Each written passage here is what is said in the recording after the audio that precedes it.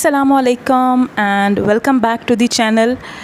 और आज हम सेहत के हवाले से बात करेंगे कि सेहत कितनी बड़ी नेमत है जिसे हम अक्सर इग्नोर कर देते हैं और हम उसकी अहमियत को नहीं समझ पाते। हम अक्सर सेलिब्रिटीज़ को देखते हैं कि वो इतनी खुशहाल ज़िंदगी गुज़ार रहे हैं, इतनी लग्जरी भरी ज़िंदगी गुज़ार रहे हैं। वो टीवी में आते हैं, उनकी इतनी बड़ी फ़ैन फॉलोइंग है, लोग उनकी इज़्ज़त करते हैं, लोग उनको चाहते हैं, उन कितने फेमस हैं वो, और जहाँ चाहे जा सकते हैं और क्या मज़े की ज़िंदगी है उनकी। लेकिन इन तमाम चीज़ों के अलावा क्या हमने उनकी ज़िंदगी के वो तारीक पहलू देखे हैं जो हमसे छुपे हुए हैं? हम नहीं जानते हमारे बहुत से फेवरेट स्टार्स जो हैं वो कैसी कैसी बीमारियों का शिकार हैं और वो उनसे लड़ रहे हैं, लेकिन जब वो ऑन स्क्रीन आते हैं तो वो वैसे ही हमें एंटरटेन करते हैं, हंसते खेलते। उनको देख के महसूस ही नहीं होता कि वो ऐसी बीमारी का शिकार हो सकते हैं।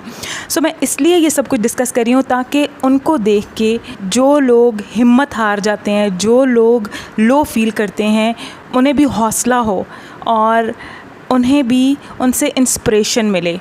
बहुत मशहूर डिज़ाइनर, कौन नहीं जानता, हसन शहरियार यासीन, HSY एक ऐसा ब्रांड है कि जो सिर्फ हमारे मुल्क में नहीं बल्कि इंटरनेशनली रिकग्नाइज्ड है। HSY एक एक्सीडेंट में वो ब्लाइंड हो गए थे, उनकी नज़र चली गई जब वो सिर्फ 16 इयर्स के थे और तकरीबन 1 साल तक वो बिल्कुल नहीं देख पाए और 16 सर्जरीज़ होने के बाद उनकी नज़र वापस आई। लेकिन आप देखें कि उन्हें देख के लगता नहीं कि उन्हें किसी किस्म का कोई प्रॉब्लम, कोई ऐसा हेल्थ इशू है या कोई ऐसी सफरिंग रही हो। इसी तरह से ईमान अली को कौन नहीं जानता, सुपर मॉडल, फिल्म स्टार और एक बहुत ही कामयाब सेलिब्रिटी हैं।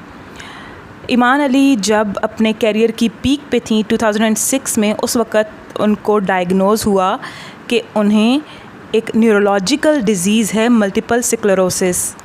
और मैं आपको मल्टीपल स्क्लेरोसिस के बारे में बताऊं कि ये एक ऐसी बीमारी है कि बंदा इसमें बहुत सफ़र करता है। बैठे बैठे आपको पता नहीं चलता, आप देख रहे होते हो, आपका विजन ब्लर कर जाता है, आपको धुंधला नज़र आता है, आप बहुत थका थका महसूस करते हो और आपका बॉडी का बैलेंस नहीं रहता, कपकपाते हैं आपके हाथ, आपका जिस्म, अजीब सी सर में दर्द रहता है, बहुत मल्टीपल किस्म की इसमें सिम्टम्स होती हैं। इसी तरह से नादिया जमील को पहले काफ़ी अर्सा पहले ब्रेन ट्यूमर डायग्नोज़ हुआ था, लेकिन क्योंकि वो मैलिग्नेंट नहीं था, डॉक्टर्स ने कहा कि ये इतना ख़तरनाक नहीं है, ये फैलने वाला नहीं है, तो आप इसको ऐसे ही छोड़ दें, इसको ऑपरेट मत करवाएं।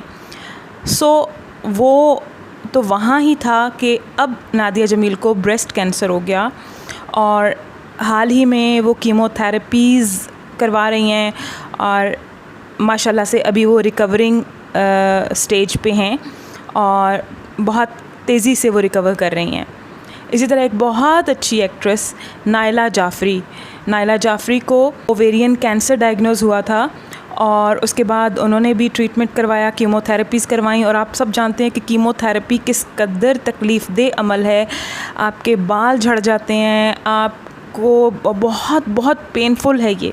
माशाल्लाह नायला भी रिकवर कर गई over the period of time. उनकी बहुत सी सेशंस हुए कीमोथेरेपी के और अब वो रिकवर करने के बाद वो गिलगित रहती हैं, वो वहाँ मूव कर गई हैं क्योंकि वो अब ज़िंदगी सुकून से गुजारना चाह रही हैं, पोल्यूशन से दूर और ये शहरी ज़िंदगी के शोर शराबे से दूर। इस तरह से बहुत ही मशहूर एक्ट्रेस अस्मा अब्बास, जो कि बुशरा अंसारी की बहन भी हैं और ज़ारा नूर अब्बास की मदर हैं, उन्हें भी कैंसर हुआ था और उन्होंने भी ट्रीटमेंट करवाया, कीमोथेरेपीज़ करवाई और उसके बाद वो भी रिकवर कर गई और अब वो दोबारा से आ रही हैं और ड्रामास कर रही हैं, दोबारा अपनी नॉर्मल लाइफ गुजार रही हैं। इसी तरह पलवशा यूसुफ, जिन्हें शायद बहुत कम लोग जानते होंगे, सायरा शरोज़ या सायरा यूसुफ की बहन हैं वो, उनको भी कैंसर हुआ था। She is a cancer survivor और वो भी माशाल्लाह से अपनी नॉर्मल ज़िंदगी गुजार रही हैं अब।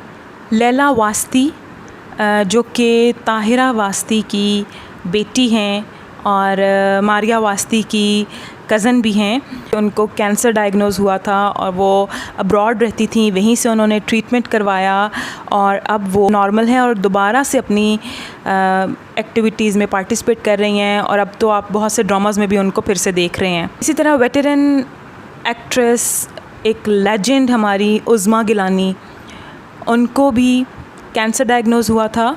काफ़ी अर्सा उनका ट्रीटमेंट रहा कैंसर का और अब वो बिल्कुल नॉर्मल हैं। उन्होंने कैंसर को फ़ाइट बैक किया and now she is again coming in some dramas. अब बात करते हैं फ़वाद ख़ान की। फ़वाद ख़ान को कौन नहीं जानता, लाखों दिलों की धड़कन और बहुत ही हार्ट फेवरेट सबके। क्या आप ये जानते हैं कि फ़वाद ख़ान 17 साल की उम्र से डायबिटीज़ का शिकार हैं।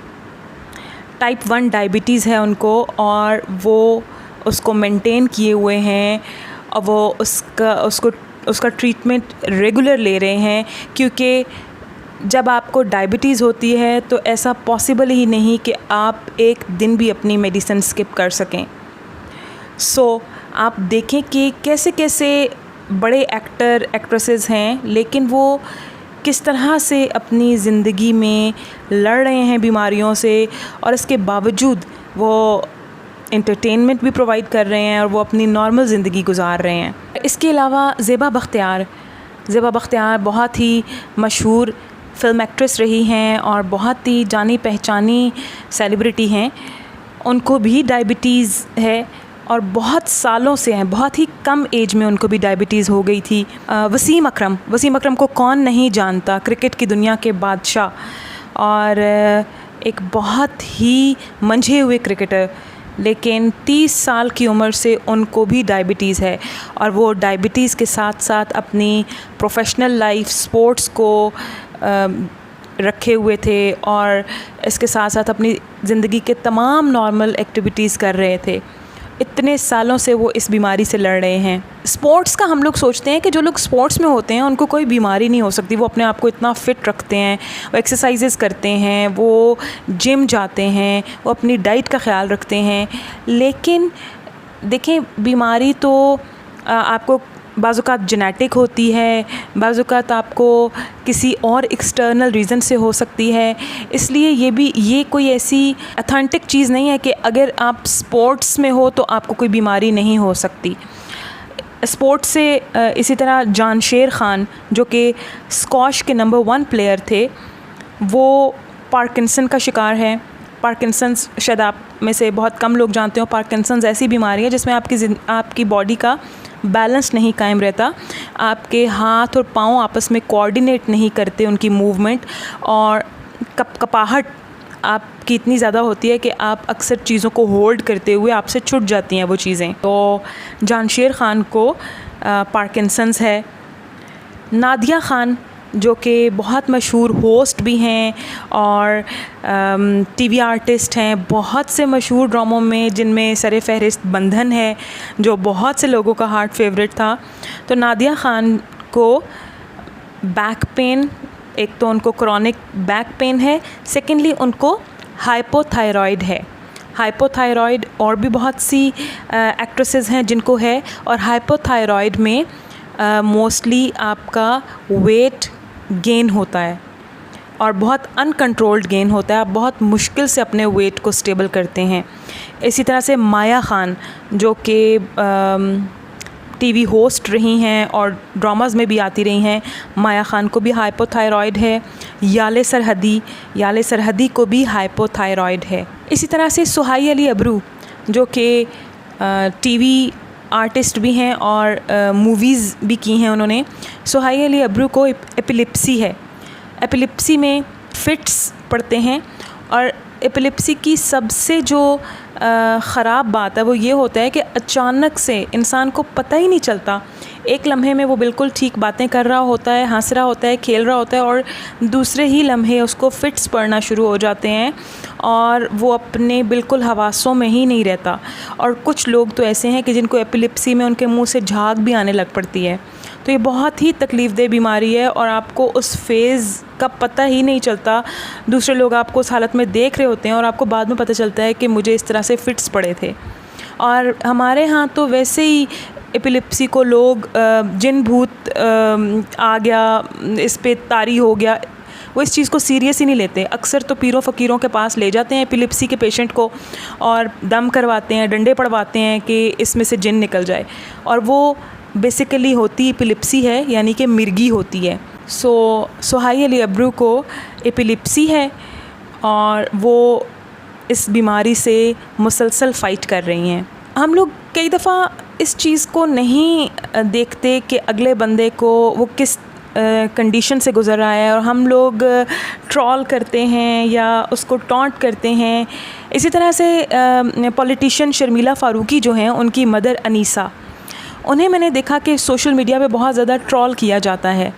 कोई भी ये हकीकत बहुत कम लोग जानते हैं कि शर्मिला फ़ारूकी की मदर को सीरियस साइकोलॉजिकल इश्यूज़ हैं। एक ज़माने में उनको जेल हुई थी, तो वहाँ उनको टॉर्चर किया गया बहुत बुरी तरह से, जिसकी वजह से उन्हें बहुत से सीरियस साइकोलॉजिकल इश्यूज़ हो गए, और उसके साथ साथ उन्हें एनोरेक्सिया नर्वोसा, ये एक साइकोलॉजिकल बीमारी है जिसमें मरीज़ जो है वो कुछ खाता पीता नहीं है और उसको बिल्कुल अपनी बॉडी इमेज जो है वो ऐसा नज़र आता है कि मैं शायद मोटा हो रहा हूँ, और वो खाना पीना छोड़ देता है, और इस हद तक छोड़ देता है कि फाकों पे आ जाता है। और कुछ पेशेंट्स की तो इस हालत में डेथ भी हो जाती है।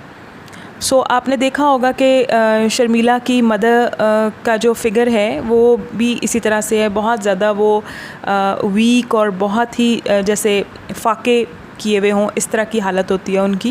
हमारे यहाँ साइकोलॉजिकल बीमारियों को सीरियस नहीं लिया जाता, बल्कि उल्टा अगर पता चले कि किसी बंदे को साइकोलॉजिकली कोई प्रॉब्लम है तो उसको बहुत अजीब नज़रों से देखा जाता है। बहुत से सेलिब्रिटीज़ ऐसे हैं जो साइकोलॉजिकली डिस्टर्ब हैं, जिनको बहुत सीरियस इश्यूज़ हैं। सलमा, जो कि सलमा अज़फ़र थी पहले, और बाद में उनकी डिवोर्स हो गई अज़फ़र से। उनकी एक बेटी भी है। नेचुरली जब आप इस तरह के मामलात से गुज़रते हैं तो आप डिप्रेशन का शिकार हो जाते हैं। सलमा को बहुत अरसा आफ्टर डिवोर्स उन्हें डिप्रेशन रहा। इसी तरह से नोमान जावेद, जो कि बहुत मशहूर सिंगर हैं, उन्हें बहुत सीरियस डिप्रेशन रहा, और उस डिप्रेशन की वजह से इवन उन्होंने सुसाइड अटेम्प्ट करने की कोशिश की। उनकी शादी, पहली शादी जो है वो फ़रीहा परवेज़ सिंगर हैं जो, उनसे हुई, और फिर डिवोर्स हो गई। और उसके बाद उन्होंने जाना मलिक से शादी की, लेकिन वो भी ना चल सकी और उनकी आपस में डिवोर्स हो गई। मे भी हो सकता है ये भी वजह हो डिप्रेशन की, या ये भी हो सकता है कि वो इस तरह की साइकोलॉजिकल इश्यूज़ से गुज़र रहे थे तो उनकी शादी नहीं चल सकी, might be. Same is the case Mohsin Abbas Haider, वो भी डिप्रेशन का शिकार रहे हैं काफ़ी अरसा, और आपने सुना होगा मीडिया में बहुत ज़्यादा हाईलाइट हुआ था उनकी वाइफ फ़ातिमा सुहेल, उनको वो बहुत टॉर्चर भी करते रहे। उनकी बच्ची की डेथ भी हो गई थी इसी दौरान, और फिर बिल आखिर फ़ातिमा ने उनसे डिवोर्स ले ली। इसी तरह से जुगन काज़िम ने इस चीज़ का इजहार बहुत ओपनली किया कि हम मीडिया पर्सन्स को वंस इन अ वाइल ज़रूर थेरेपी लेनी चाहिए, साइकोलॉजिस्ट को विज़िट करना चाहिए। ज़ाहिर है ये एक ऐसी बात है कि जब आप मीडिया में होते हो, आप लाइमलाइट में होते हो, तो आपको बहुत कुछ बर्दाश्त करना पड़ता है। जहाँ आपको बहुत तारीफ़ें सुनने को मिलती हैं, आपको बहुत पॉजिटिव कमेंट्स सुनने को मिलते हैं, आपकी बहुत तारीफ़ की जाती है, वहाँ उसके साथ साथ आप पे बहुत क्रिटिसिज़म भी होता है और आपको वो क्रिटिसिज़म बर्दाश्त करना पड़ता है। तो डेफ़िनेटली आप इंसान हो, आप डिप्रेस भी होते हो, आप लो फील भी करते हो, तो आपको उस चीज़ को एक आउटलेट चाहिए होता है कि आप उसको किसी के साथ शेयर कर सकें, आप वो फीलिंग किसी को बता सकें। तो आप जब तक किसी साइकोलॉजिस्ट को विज़िट नहीं करेंगे या कोई थेरेपी नहीं कराएंगे तो आप ख़ुद बहुत ज़्यादा डिप्रेस हो जाएंगे। इसी तरह से मॉडल एंड एक्ट्रेस सहीफ़ा जब्बार खटक, वो भी डिप्रेशन का शिकार रहीं और एंजाइटी का शिकार रहीं, और इवन यूनिवर्सिटी से भी शी लेफ़्ट आउट और अपनी स्टडीज़ भी अधूरी छोड़नी पड़ी उनको, और वो ड्रग्स भी लेती रहीं अपनी इस सिचुएशन पे काबू पाने के लिए। ऐसे ही फेमस सिंगर मोमना मुस्तहसन भी एंजाइटी का शिकार रहीं, उन्हें पैनिक अटैक्स भी होते थे, जिसका इजहार उन्होंने रिसेंटली किया अपनी एक इंस्टाग्राम पोस्ट में। इसके साथ साथ हिना अल्ताफ़ को भी काफ़ी टाइम डिप्रेशन रहा, और उसकी एक रीज़न ये भी थी कि उनकी मदर शिज़ोफ्रेनिक थी और उनका अपने मदर के साथ रिलेशनशिप जो था वो अब्यूज़िव था। आप जानते हैं कि शिज़ोफ्रेनिक पेशेंट के साथ बहुत ही मुश्किल आप उसके साथ ज़ाहिर है नॉर्मल रिलेशनशिप रख सकते हैं। यकीनन ये एक काफ़ी तकलीफ़देह बात थी कि एक अब्यूज़िव रिलेशनशिप होना, और इवन उसकी वजह से हिना अल्ताफ़ ने बहुत ही कम एज में अपना घर छोड़ दिया था। आगा अली को एक ऐसी स्किन की प्रॉब्लम है जिससे बहुत से लोग वाकिफ़ होंगे, सोराइसिस एक बहुत ही तकलीफ़देह जल्दी बीमारी है। इसमें इवन आपकी बॉडी पे रैशेस हो जाते हैं और उन रैशेस से खून भी आता है और बहुत थिक स्केलिंग हो जाती है, क्रैक्स पड़ जाते हैं, पेनफुल होता है बहुत। और आगा अली ने बताया कि एक स्टेज ऐसी आ गई थी कि मैं कपड़े नहीं पहन सकता था, बॉडी पे जब कपड़े टच करते थे तो बहुत तकलीफ़ होती थी और खून रिसता था मेरे जिस्म से। तो बहुत तकलीफ़देह बीमारी है और इसका इलाज भी बहुत ही रेयर है। बहुत कम लोग ऐसे हैं कि जो इससे बिल्कुल ठीक हो जाते हैं। आपको सारी ज़िंदगी इसका ट्रीटमेंट करवाना पड़ता है और इसकी मेडिकेशन आपकी सारी ज़िंदगी चलती रहती है और बहुत ही मुश्किल से ये बीमारी आप मैनेज कर पाते हैं। इसी तरह से बहुत ही वर्सटाइल एक्टर जाहिद अहमद के साथ भी एक ऐसा हादसा पेश आया कि जिसके बाद उनकी स्पाइनल कॉर्ड इंजरी हो गई और वो अपने पाँव पे नहीं खड़े हो सकते थे, और इवन वो इलाज कराते कराते उनका वेट बहुत ज़्यादा हो गया, वो ओवरवेट हो गए। और आप अगर उनकी पुरानी तस्वीर देखें तो आप देखेंगे कि एक ओवरवेट शख्स जिसके सर पे बाल भी नहीं हैं और जो कहीं से भी हीरो नहीं नज़र आता, और उनकी स्टोरी इस कदर मोटिवेशनल है कि 2012 में जब उनकी स्पाइनल कॉर्ड इंजरी हुई और वो बेड पे चले गए और उनकी जॉब भी चली गई और वो बहुत ही क्राइसिस में आ गए, इवन उनकी शादी भी टूटने के करीब आ गई, तो उन्होंने हिम्मत नहीं हारी और 2012 में ही उन्होंने फिर बहुत इलाज कराया और उसके बाद वो दोबारा से अपने पाँव पे खड़े हो गए। लेकिन आपको पता है कि जब आपकी स्पाइन इस तरह से इंजर होती है तो आप, क्योंकि आपकी मूवमेंट बिल्कुल ज़ीरो हो जाती है, आप चल फिर नहीं सकते, तो आपका वेट बहुत ज़्यादा हो जाता है। और फिर वो जब आप ट्रीटमेंट करा रहे होते हो तो मेडिसिन्स भी ऐसी होती हैं कि जिनकी वजह से आपका वेट ज़्यादा हो जाता है। तो उसके बाद उन्होंने अपना वेट रिड्यूस किया, उन्होंने हेयर ट्रांसप्लांटेशन करवाई और अब वो आपके सामने हैं कि पिछले कितने सालों से वो बहुत हिट ड्रामास दे रहे हैं और वो अनबीटेबल हीरो हैं। सो आप देखें कि कैसी कैसी मशहूर शख्सियात हैं मीडिया की, पॉलिटिक्स की, और उनको किस किस तरह की बीमारियां हैं, लेकिन उन्होंने उन बीमारियों के साथ साथ अपनी नॉर्मल ज़िंदगी को कैसे मेंटेन किया हुआ है, और जब वो हमारे सामने दिखाई देते हैं तो बहुत खुश, बहुत मुतमिन और बहुत ही नॉर्मल दिखाई देते हैं। सो ये सब बताने का मकसद ये था कि आप ज़िंदगी में कभी भी हिम्मत मत हारें। आप सोचें कि अगर ये कर सकते हैं तो मैं क्यों नहीं। आई होप आपको इससे इंस्पिरेशन मिलेगी, आपको इससे मोटिवेशन मिलेगी और अपनी ज़िंदगी में आप जिस भी टफ़ लम्हे से गुज़र रहे हैं, जिस भी सख्त टाइम से गुज़र रहे हैं, ये सब देख के आपको बहुत हौसला होगा कि मैं भी ये सब कुछ फ़ाइट करके अपनी ज़िंदगी को बेहतर बना के नॉर्मल ज़िंदगी गुजार सकता हूँ या गुजार सकती हूँ। आई होप आपको आज की वीडियो पसंद आई होगी। अगर आपको वीडियो पसंद आई है तो लाइक ज़रूर कीजिएगा, वीडियो को शेयर ज़रूर कीजिएगा। चैनल को अगर सब्सक्राइब नहीं किया तो प्लीज़ जाके नीचे इस सब्सक्राइब बटन को प्रेस कर दीजिए और बेल आइकन को प्रेस कर दीजिए ताकि लेटेस्ट वीडियोस आपको मिलती रहें। इंशाल्लाह आइंदा किसी और बहुत ही अच्छी सी वीडियो में आपसे मुलाकात होगी। तब तक के लिए अल्लाह हाफ़िज़, अपना बहुत ख्याल रखिएगा।